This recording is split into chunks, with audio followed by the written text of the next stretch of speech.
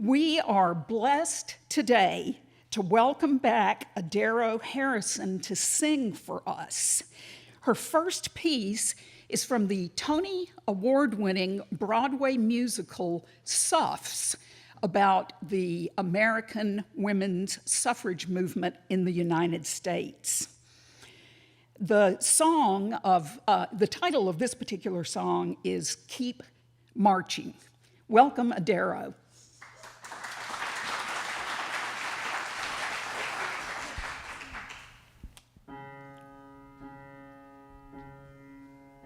You won't live to see the future that you fight for. Maybe no one gets to reach that perfect day. If the work is never over, then how do you keep marching anyway? Do you carry your banner as far as you can, rewriting the world with your imperfect pen, till the next stubborn girl picks it up in a picket line over and over again, and you join in the chorus of centuries chanting to her? The path may be twisty and risky and slow, but keep marching, keep marching. Will you fail or prevail? Well, you may never know, but keep marching, keep marching, 'cause your ancestors are all the proof you need that progress is possible, not guaranteed. It will only be made if we keep marching on, keep marching on. And remember every mother that you came from. Learn as much from our success as our mistakes. Don't forget you're merely one of many others on the journey every generation makes. We did not end in justice, and neither will you, but we still made strides, and we know you can too. Make peace with our incomplete power and use it for good, 'cause there's so much to do. Yes, the world can be changed, we've done it before. Keep marching, keep marching. We're always behind you, so bang down the door. So keep marching, keep marching. The future demands that we fight for it now.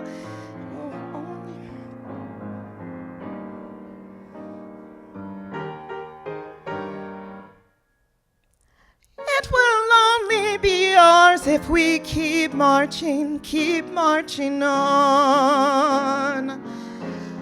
Keep marching on. 'Cause the world can be changed, we've done it before. Keep marching, keep marching. We're always behind you, so bang down the door and keep marching, keep marching. The future demands that we fight for it now. The future demands that we fight for it now. It will only be ours if we keep marching on. Come on, keep marching, marching, marching. Come on, keep marching, marching, marching. Come on, keep marching, marching, marching. Come on, keep marching, marching, marching. Come on, keep marching, marching, marching. Keep marching on.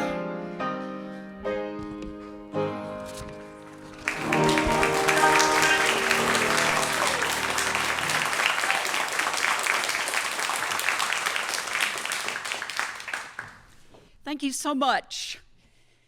The world can be changed. We have done it before. Thank you, Adero. Our opening words this morning were written by the Reverend Dr. Martin Luther King, Jr. Cowardice asks the question, is it safe? Expedience asks the question, is it politic? And then along comes vanity and asks the question, is it popular? But there comes a time when one has to do what is neither safe nor politic nor popular, because conscience says it must be done. Our Director of Lifespan Religious Education, Beth Curtis, is here with the Time for All Ages.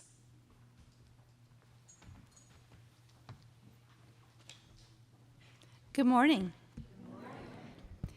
Today's story is Layla's lunchbox, and it begins at the start of Ramadan, which begins on February 17th this year. Ramadan is a holy month in Islam, a time for prayer, generosity, and reflection. During Ramadan, many Muslims fast, which means they choose not to eat or drink during the daytime between sunrise and sunset. And they do it as a way to focus on gratitude, kindness, and caring for others. This story helps us think about what it feels like to be a little different from the people around us, especially in a new place, and what can happen when we are welcomed just as we are. "We won't be needing this for a while," said Layla's mother, hanging up Layla's lunchbox. "Imagine, I won't be eating lunch for a month," replied Layla with a twirl. "And I won't have to pack lunch for a month," said her mother with even a bigger twirl. Last year, Layla had wanted to fast with her best friends, Hind and Ishrat, during Ramadan, but her mother had insisted she was too small. Layla stopped twirling. She missed her friends. Moving from one continent to another had been hard. On the map, North America and the Middle East were just 10 inches apart, but in real life, she was much farther away. Abu Dhabi still felt like her home. The next morning, before the sun rose, it was time for Sehri. Sehri is a meal that the Muslims eat before sunrise during Ramadan. Layla and her family ate a huge meal, and then they prayed to Allah. Layla's mom gave her a note to give to her teacher. Layla read it on the school bus. It said, "This is Layla's first time fasting for the month of Ramadan, so it is an exciting time for us. Please excuse Layla from lunch for this special month. Thanks, Mrs. Malik." Layla was suddenly frightened. What if her teacher had never heard of Ramadan? At noon that day, the children prepared for lunchtime, and Layla had still not given Mrs. Penworth, her teacher, the note. In the cafeteria, Layla sat by her friend Anna, who was eating a cream roll, Layla's favorite. "Do you want some?" asked Anna. Layla was unsure about telling Anna that she was fasting. "No, thanks," said Layla. Layla's stomach rumbled. Even Isaiah's bologna sandwich looked good, and she didn't even like bologna. Layla decided to sneak out of the cafeteria. Layla went to the library. "Why, Layla, "It's a pleasure to see you. What brings you here at lunchtime?" asked Mrs. Carmen, the librarian. Layla felt safe amongst the books, and Layla told Mrs. Carmen that Mrs. Penworth and her classmates didn't know she was fasting. Layla told Mrs. Carmen all about Ramadan and why Muslims fasted. Mrs. Carmen understood and said, "You must feel very special to fast this Ramadan." "Oh, I do," said Layla, "but why is it so hard to explain? You know what I do when I can't get my thoughts out or when I get shy about talking?" asked Mrs. Carmen. "I write my thoughts down." So Layla got to work. She wrote neatly, adding extra loops to her capital L. She worked so hard, her cheeks turned pink. "Dear Mrs. Penworth, I didn't forget my lunch today. It's Ramadan. My mom finally let me fast. This means I won't be eating lunch for a whole month. Sincerely, Layla. P.S. I'm Muslim. P.P.S. My mom wrote you a note too. Here it is. P.P.P.S. Here is a poem I wrote about Ramadan. Ramadan is a month Muslims celebrate, a time to count our blessings and appreciate. Muslims fast before sunrise to sunset. But wait, that's not all, not just yet. Ramadan is a time for lots of prayers. We help the poor people to show we care. So in the day, I won't be eating food, but hopefully I will stay in a good mood. Layla hurried back to the cafeteria to join her class. Before school was out, she quietly dropped both notes and the poem on Mrs. Penworth's desk. The next morning, Mrs. Penworth didn't say anything about the notes, so Layla wondered what had happened. At times like this, she wished she had her friends Hind and Ishrat with her. They would know what to say. At lunchtime, Mrs. Penworth patted Layla on the back and handed her a message. Mrs. Penworth had made the capital L in Layla's name extra loopy. The message said, "Dear Layla, I enjoyed your lovely poem about Ramadan. I'm impressed you're fasting. What a special time for you. You and your family must be thrilled. Would you share your poem with the class today after lunch? You can go to the library instead of the cafeteria this month during lunch. Mrs. Carmen is excited to see you. Sincerely, Mrs. Penworth. P.S. Mrs. Carmen told me you missed your friends from your old school, and I hope you keep making new friends in your class." Layla twirled all the way to the library. She couldn't wait to share her poem with her class. At sunset, she and her family would eat iftar, a meal that Muslims eat at the end of that day's fast. Today at iftar, she would celebrate this day. In this story, Layla isn't just learning how to fast. She's also learning how to belong. At first, Ramadan feels like something she has to carry quietly by herself, and that makes her feel lonely and insecure. When Layla finds the courage to share her story, something changes. By writing her note and her poem, she opens a door. And when her teacher listens, the circle grows wider. Widening the circle means making room for stories that aren't our own.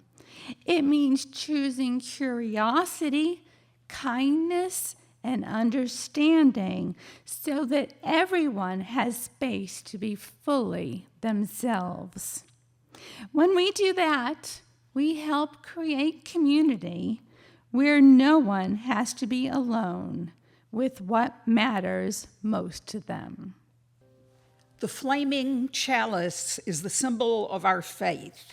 I invite Christina Altus to come forward and light our chalice this morning as I read these words of Sarah Lawal. Out of the flames of fear, we rise with the courage of our deepest convictions to stand for justice, inclusion, and peace. Out of the flames of scrutiny, we rise to proclaim our faith with hope to heal a fractured and hurting world. Out of the flames of doubt, we rise to embrace the mystery, wonder, and awe of all there is and all that is yet to be. Out of the flames of hate, we rise with the force of love. Love that celebrates our shared community. Out of the flames, we rise. Thank you, Christina. The words of our opening hymn this morning are especially appropriate to the times in which we are living. They were written by American poet James Russell Lowell, who was a Unitarian and, in fact, the son of a Unitarian minister. Lowell wrote the words to protest the admission of Texas to the Union as a slave state.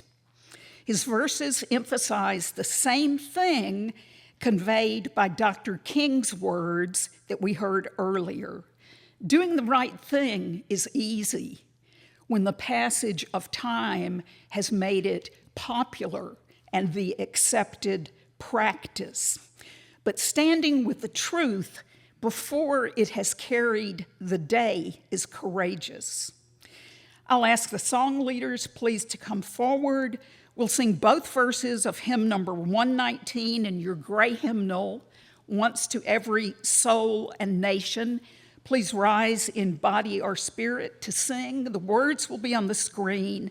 And I'll ask Gary to please play it through once to help us be familiar with the tune.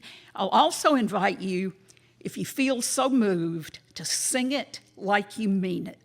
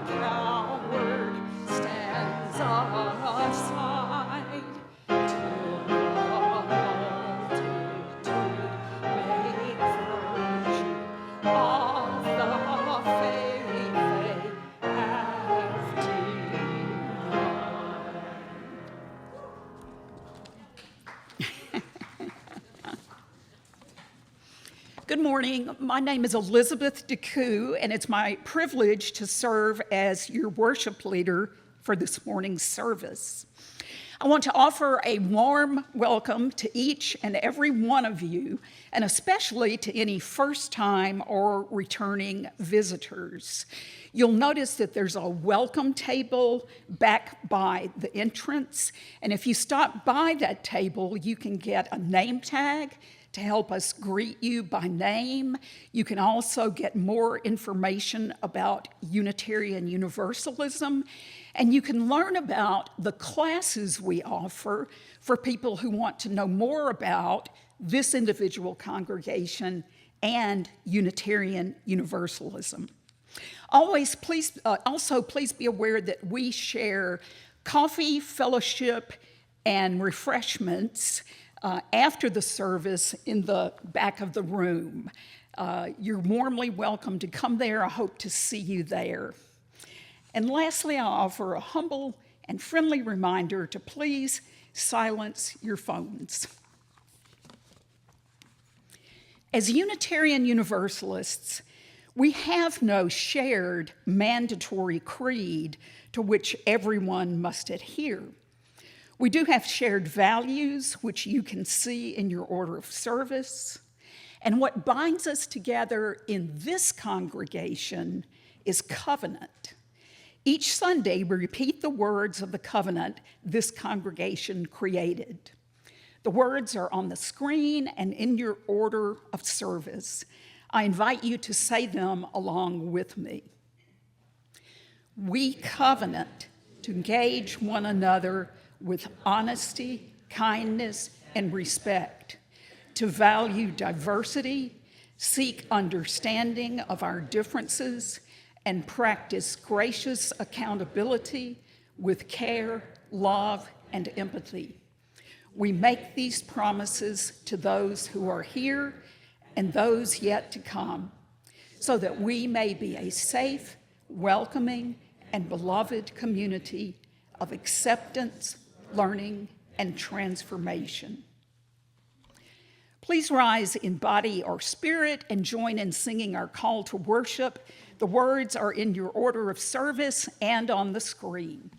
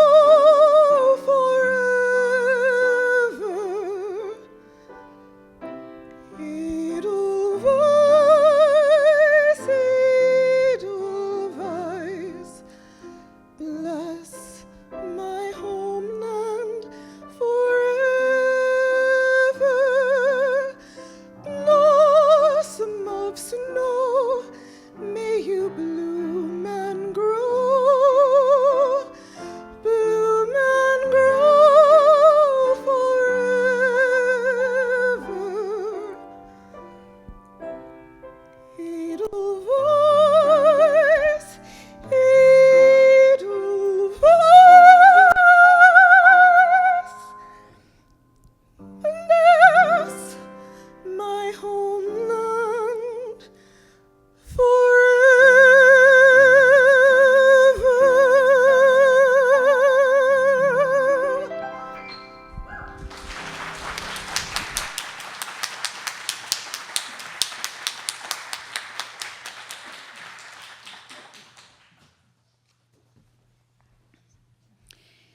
Each week, we take an offering to support the work and mission of this church and to sustain the function and beauty of our building and grounds. Whatever your choice is about giving, we invite you to participate in this ritual by taking the plate when it comes to you and passing it to your neighbor. In fact, there's something I'd like to tell you about these offering plates before we actually take the offering. To start with, they are over 100 years old. They were a gift from the church that first used them, the Kinston Universalist Church in the town of Kinston in eastern North Carolina. They were a gift to Francis Kennicott, who in turn donated them to our church because the church that gave these was her church for many years.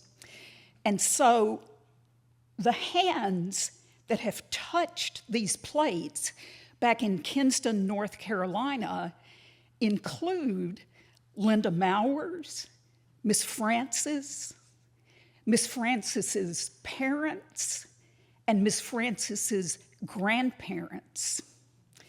So when we ask you to touch these plates when they pass by, we're inviting you to touch the past, the present, and also the future, when these plates will be touched by new generations of Unitarian Universalists long after we're gone.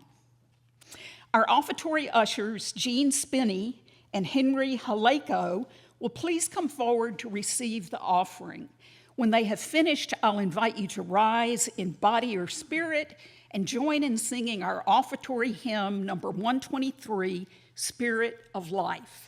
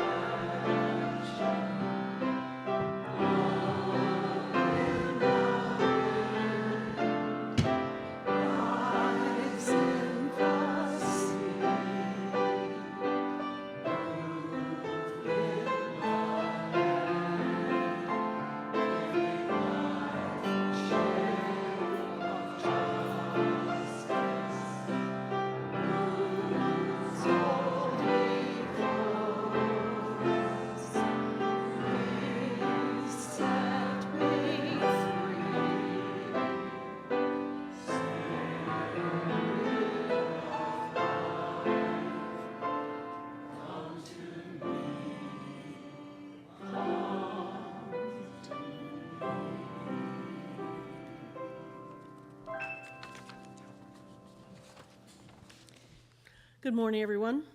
I want you to know it's my absolute honor to present this sermon by the Reverend Eileen Wiviott. We'll start with a reading from When Leadership Fails, Communities Must Rise. It's a meditation by the Reverend Carmen Trimble, and it's germane to the sermon. The chemist Ilya Prigogine studied how complex systems behave under stress and found that when chaos increases, small pockets of order, what he calls islands of coherence, can stabilize the whole system. These islands don't have to be big or powerful. They just need to hold steady like anchor points in a storm until the chaos burns itself out and new patterns can emerge. That's what we need now, those pockets of coherence. A congregation organizing a mutual aid fund for laid-off workers, neighbors forming community defense networks, teachers creating safe, honest spaces for students amid book bans and curriculum censorship, communities protecting their LGBT plus citizens, even a circle of friends committing to honest, thoughtful conversations in a time of spin and propaganda. Jesus modeled this kind of leadership. He didn't overthrow Rome. He gathered a small, resilient community, teaching them how to love fiercely, resist injustice nonviolently, and care for the least among them. That's how transformation always starts, not from the top down, but from the ground up. So when the news feels overwhelming, ask yourself, where can I create an island of coherence today? Where can I show up with love, clarity, and courage? No single act will fix everything, but every act, every single act, every protest, every meal shared, every truth spoken in love pushes back against chaos. And if enough of us hold steady, those small islands might just become the foundation of something new. She begins her sermon. Sometimes being small is comforting. I feel that kind of smallness looking at the night sky, taking in the splendor of Jupiter like a glittering diamond, larger and farther away than my mind can fathom. I felt that kind of smallness standing on the edge of the breathtaking Grand Canyon, the kind of smallness that puts my tiny life into perspective in comparison to the massiveness of all there is.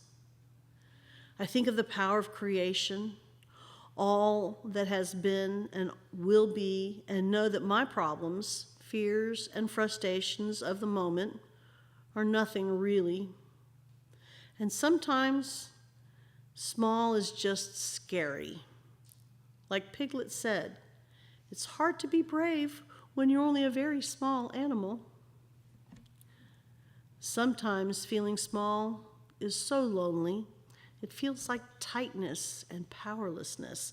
That kind of smallness is dispiriting.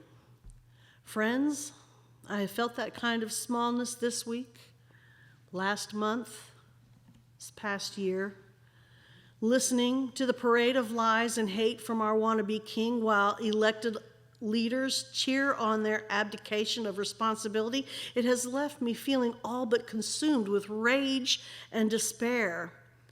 And in my smallness, amidst a nation unraveling, it can be helpful and an important act of resilience to look back at history as Heather Cox Richardson does, to put things in some kind of reality check. It is helpful to read about those who have resisted terrible oppression from power-hungry and hateful leaders before. Even though every day seems to bring an unprecedented breach of public trust, It's oddly encouraging and fortifying to know we've moved through some pretty awful things before. Progress amid struggle usually feels too small and inconsequential, and yet it's the only way progress has ever been made. The only way tyrants have ever been brought down is through the cumulative and collective small gains made by individuals and the communities building coalitions of justice and liberation over time. I received a book for Christmas called The Small and the Mighty by Sharon McMahon. It's about ordinary, unsung Americans who had some significant part to play in the shaping of our country, a part perhaps bigger than their stature would predict. And several of those stories are about suffragists. Just a little over 100 years ago, women who made up half the population of this country were not allowed to vote. I recognize this is something that most of you already know, but it is important to remember the significance of that fact and how much has changed in a relatively short period of time. Thousands of women fought and died over 70 years for the basic right to cast a vote. Those decades of struggle were filled with individual stories of courage and conviction, of people with little or no political capital overcoming the odds to claim real power, the kind of power that can't be erased because it's spiritual, moral, and collective power, the power of the people. Many of us are feeling powerless right now amidst the seemingly unstoppable display of white male supremacy fueled by disgusting amounts of money, greed, complicity, and willful ignorance. It's hard to find a sense of agency in the dizzying cruelty and unchecked aggression against vulnerable people. I'm sick to my stomach, friends, and the only antidote to my heart and soul ache is to remember those who have come before and done incredible things to make life better for others, including those who won the right for women to vote in this country. They only achieved that victory because of the countless women before them who fought for decades and lost over and over again and kept marching. Yes, the world can be changed because we've done it before, so keep marching. Keep marching. Rebecca Brown Mitchell is one of those people who you may not have heard of. She fought for and won the right for women to vote in Idaho in 1896.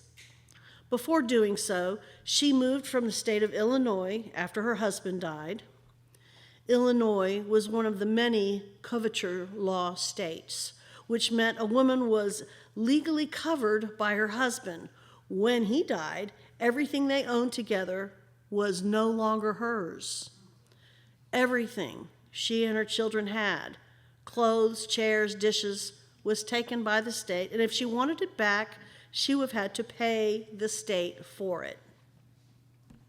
So Rebecca left her home with nothing but her teenage daughter, traveled west to Idaho, where she opened a school in an abandoned shed with no resources, and eventually turned her energies towards advancing rights for women and girls in her adopted state. The movement marched on, state by state, and inspired women like Maria de Lopez, the daughter of a Mexican immigrant who encouraged votes for women in Spanish in California before she became a doctor and an ambulance driver in World War I, something she had to pay her own way to do. The movement carried on with women like Inez Milholland, who joined the struggle for suffrage in 1913. The day before the inauguration of Woodrow Wilson, she famously rode her white horse, Gray Dawn, in a parade, draped in a billowing cape and bedecked in symbols of hope, mercy, and knowledge down Pennsylvania Avenue, a parade which was to end in a dramatic tableau to inspire the crowds to support suffrage. Instead, it ended with Inez Milholland and others surrounded by heckling and violent men and the police refusing to step in. Mulholland stayed in the suffrage fight for another 6 years, speaking passionately to large crowds.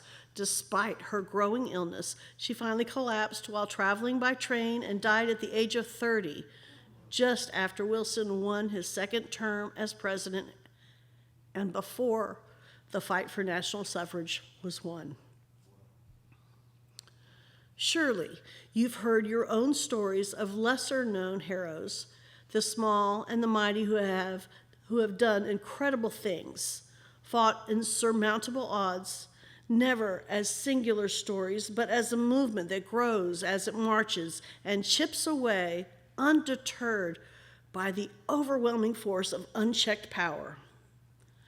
When I think of the small and mighty, I can't help but think of Ruby Bridges. She wasn't listed in the book I read, probably because her story is not unsung.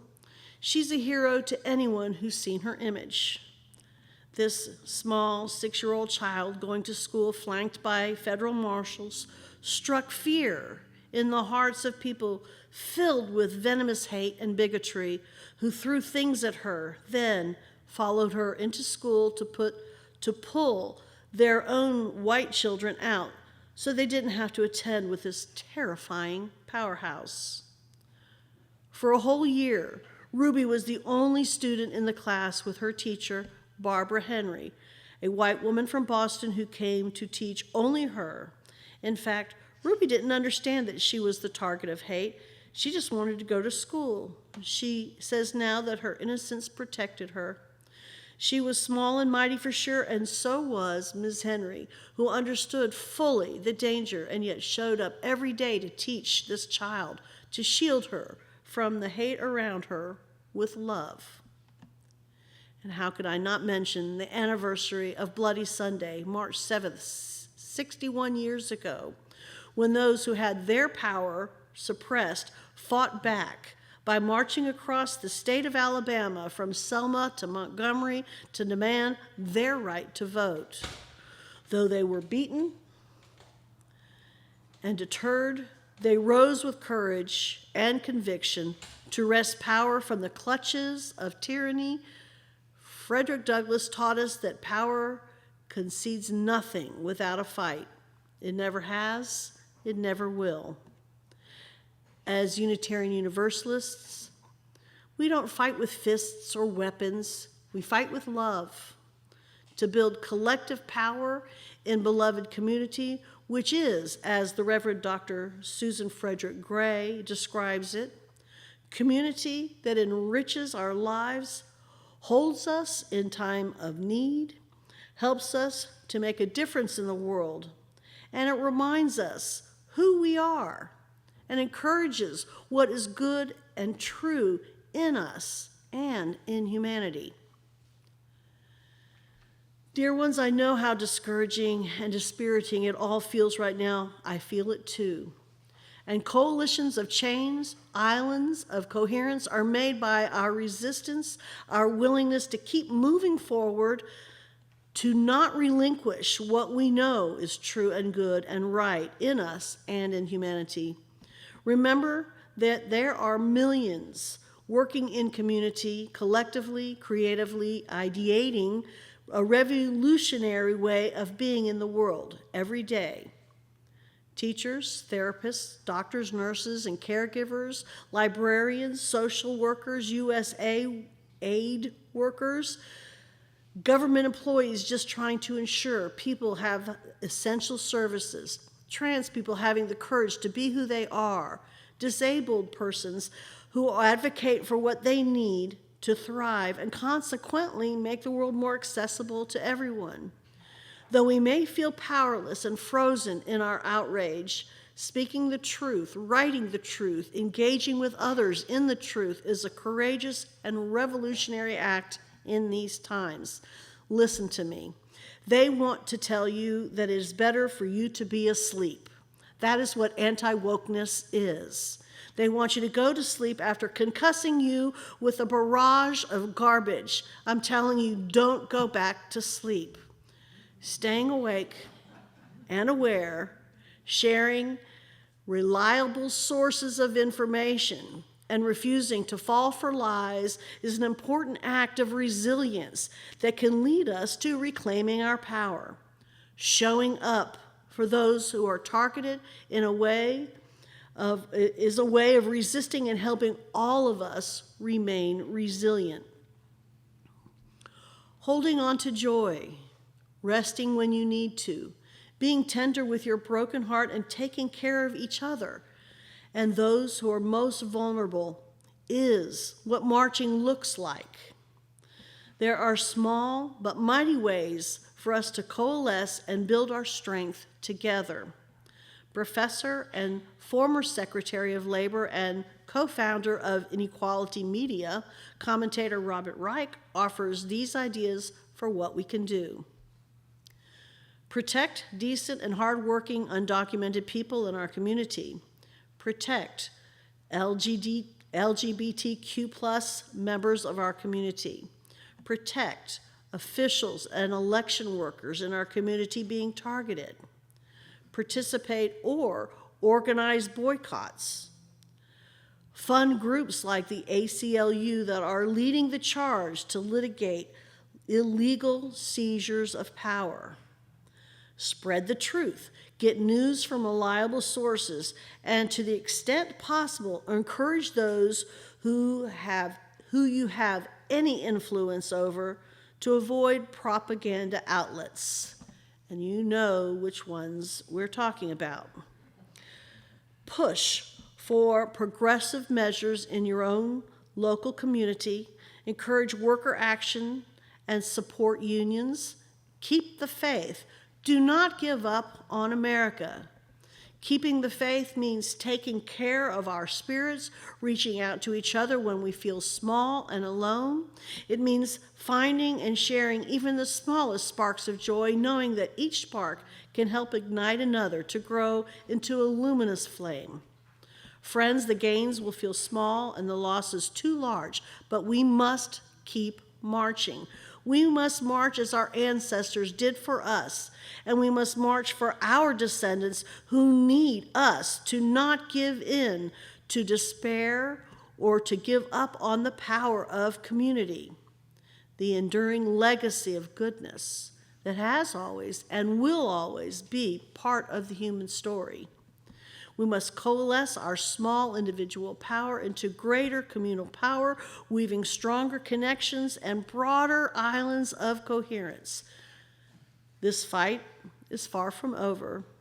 It is the struggle of the spirit of life to endure, to evolve, transform, and surprise us, even in our darkest hours. We will keep marching together in love, with justice and liberation as our guides. May it be so. The Reverend Eileen Wiviott.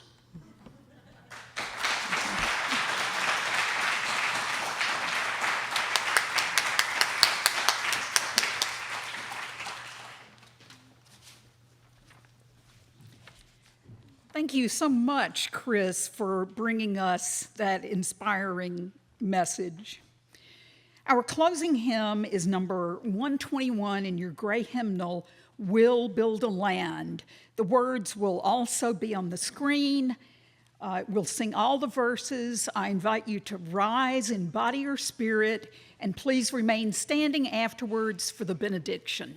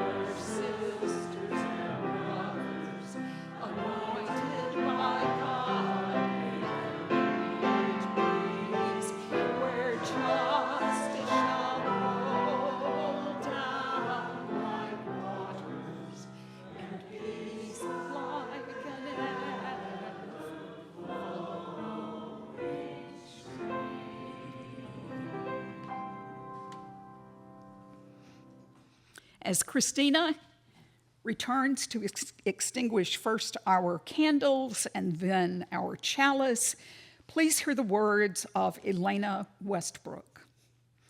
Go in hope, for the arc of the moral universe is long, and we can bend it toward justice. Go in courage, for together we have the strength to confront injustice in our daily lives and the larger world. Go in love, because a holy and generous love is both the means and the reason by which we transform our lives. Amen, and blessed be. Keep marching.